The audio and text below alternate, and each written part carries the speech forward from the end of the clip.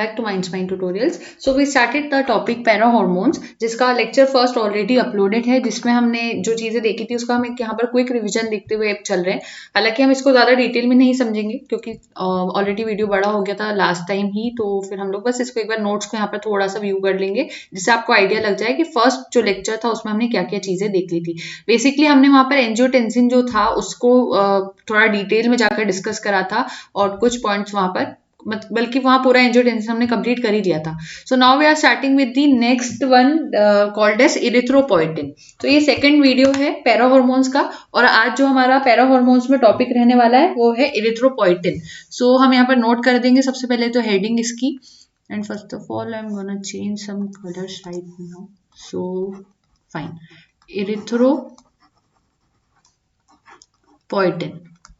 Erythropoietin word या फिर erythropoiesis, ये वर्ड्स आपने पहले भी सुने होंगे। चैनल के ऊपर वीडियो है जिसमें, अगर आपको नहीं पता कि कहाँ पर ये वीडियो है तो आप कमेंट सेक्शन में पूछ सकते हैं इरिथ्रोपोइसिस और इन सारी चीजों के बारे में डिटेल्स अगर नहीं पता है तो, इन केस, तो वहां पर मैं आपको लिंक्स उसकी अटैच कर दूंगी। So now we are starting with erythropoietin. अब क्या होता है, कंडीशन होती है नोन एज हाइपोक्सिया।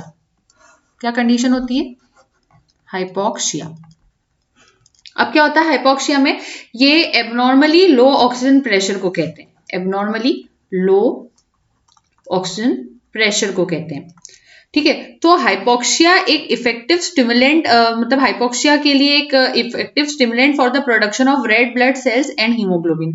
अगर अच्छे से रेड ब्लड सेल्स यानी आरबीसीज का फॉर्मेशन करना है, प्रोडक्शन करना है, हीमोग्लोबिन का प्रोडक्शन करना है, तो सबसे जरूरी कंडीशन जो वहां पर बनना चाहिए वो कंडीशन कौन सी होती है? हाइपोक्सिया की। तो हाइपोक्सिया एक कंडीशन है या फिर हम कह सकते हैं इफेक्टिव स्टिमुलेंट है, ये सारा प्रॉपर रहेगा, इफेक्टिव स्टिमुलेंट है for RBC red blood cells का प्रोडक्शन प्लस हीमोग्लोबिन का प्रोडक्शन। ये दो चीजों को करने के लिए यहाँ पर किसकी रिक्वायरमेंट होती है? हाइपोक्सिया की होती है।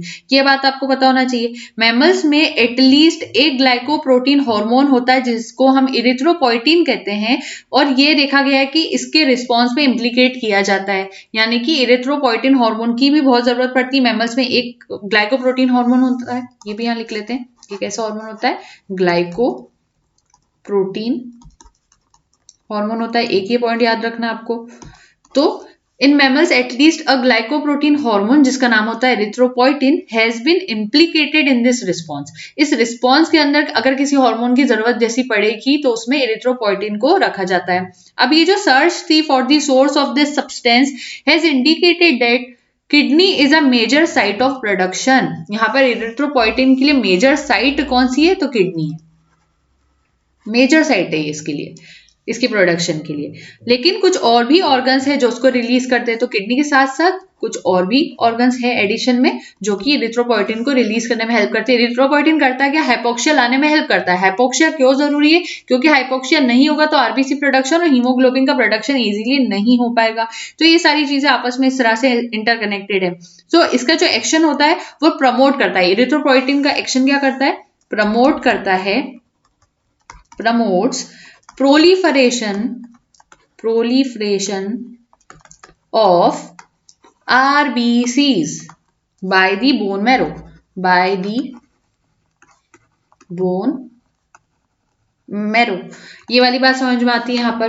तो सबसे जरूरी बात हमने क्या करी यहाँ पर, सबसे पहले हमने इरिथ्रोपोइटिन की बात की थी। पैरा हार्मोन्स क्या होते हैं? नॉर्मली ऐसे सब्सटेंसेस जो कि हार्मोन्स की तरह काम करते हैं हम कह सकते हैं, लेकिन एक्चुअली वो हार्मोन्स नहीं होते। एक बात तो हमने ये देखी। फिर हमने यहाँ पर ये भी कहा कि पैरा हार्मोन्स के अंदर जैसे नॉर्मली हमें मालूम है कि हार्मोन्स कहाँ से रिलीज होते हैं? एंडोक्राइन ग्लैंड से रिलीज होते हैं।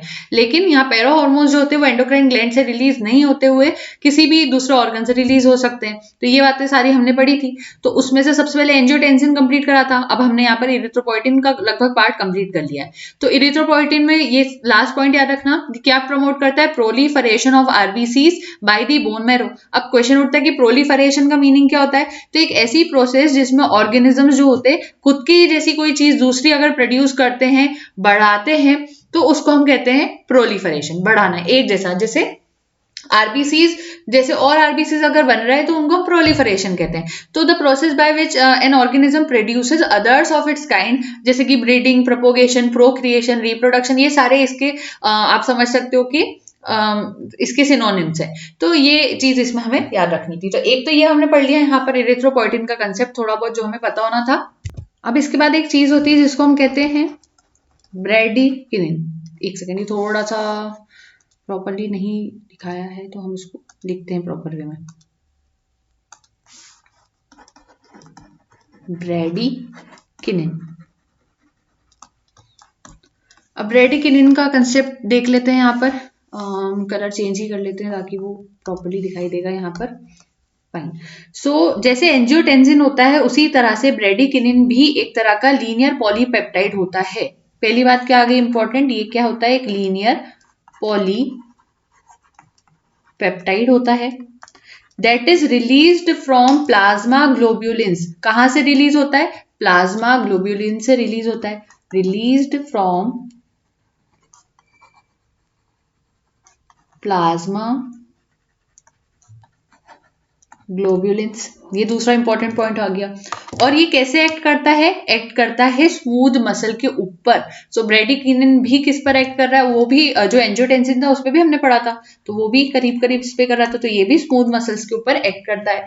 It derives from its precursor bradykininogen. ये बनता किससे, इसके एक प्रीकर्सर से बनता है। तो इसका प्रीकर्सर कौन है, प्रीकर्सर, इसका प्रीकर्सर का नाम है ब्रैडीकिनोजन। ब्रैडीकिनोजन ये इसका प्रीकर्सर है। ठीक है, ये याद रखना। मैमेलियन प्लाज्मा में ये चीज देखने को मिलती है by proteolytic esterolytic enzyme such as trypsin and plasmin और by similar enzyme present in it. तो सबसे पहले आपको ये याद रखना है, it derives from its precursor ब्रैडीकिनोजन।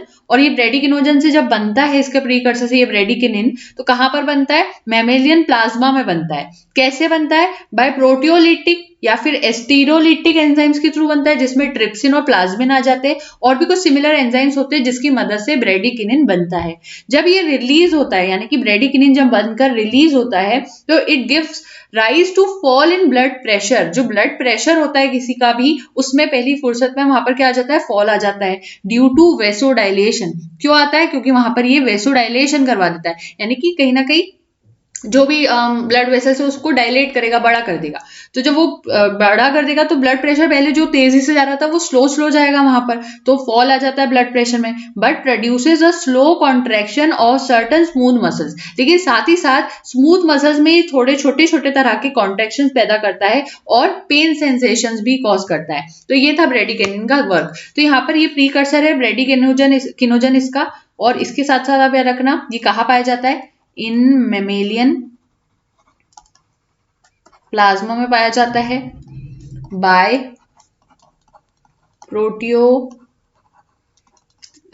Enzyme, जो कि एस्टेरोलिटिक भी हो सकते हैं एंजाइम्स, सच एज ट्रिप्सिन,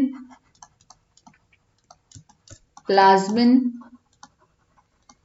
और भी कुछ सिमिलर एंजाइम्स यहाँ पर हो सकते हैं। तो अगर आप चाहते हैं ब्रैडीकिनिन का प्रॉपर्ली पॉइंट लिखना, तो आप लिख सकते हैं like angiotensin, bradykinin is a linear polypeptide that is released from plasma globulins, acts on smooth muscles, it is derived from its precursor bradykininogen in mammalian plasma by proteolytic esterolytic enzymes such as trypsin and plasmin और by similar enzymes present in it. When released it gives rise to fall in blood pressure. जैसे ही release होता है तो इसकी वजह से blood pressure, इसका रिलीज क्या करता है, हम इस तरफ लिख लेते हैं, ब्लड प्रेशर का फॉल करवा देता है, क्योंकि ये करवा रहा है वेसोडाइलेशन। तो मैं इसको वीडी लिख रही हूँ वेसोडाइलेशन को यहाँ पर। साथ में ये कुछ स्लो कॉन्ट्रैक्शंस भी प्रोड्यूस करता है, स्लो कॉन्ट्रैक्शन ये किस में कॉज करता है, स्मूथ मसल्स में कॉज करता है, स्मूथ मसल्स में कॉज करता है। साथ ही साथ एक चीज और क्या करता है, ये पेन सेंसेशंस कॉज करता है, पेन सेंसेशंस कॉज करता है। तो ये सारी चीजें हमें यहाँ पर ब्रैडीकिनिन के अंदर पढ़नी थी। हमने इरिथ्रोपोइटिन और ब्रैडीकिनिन ये दो करीब करीब यहाँ पर डिस्कस कर लिए। और एक हम एंजियोटेंसिन जो थोड़ा सबसे ज्यादा बड़ा था वो हम ऑलरेडी पहले डिस्कस कर चुके हैं। इसके अलावा एक टॉपिक रहता है आपको और न्यूरोसिक्रीशंस के नाम से।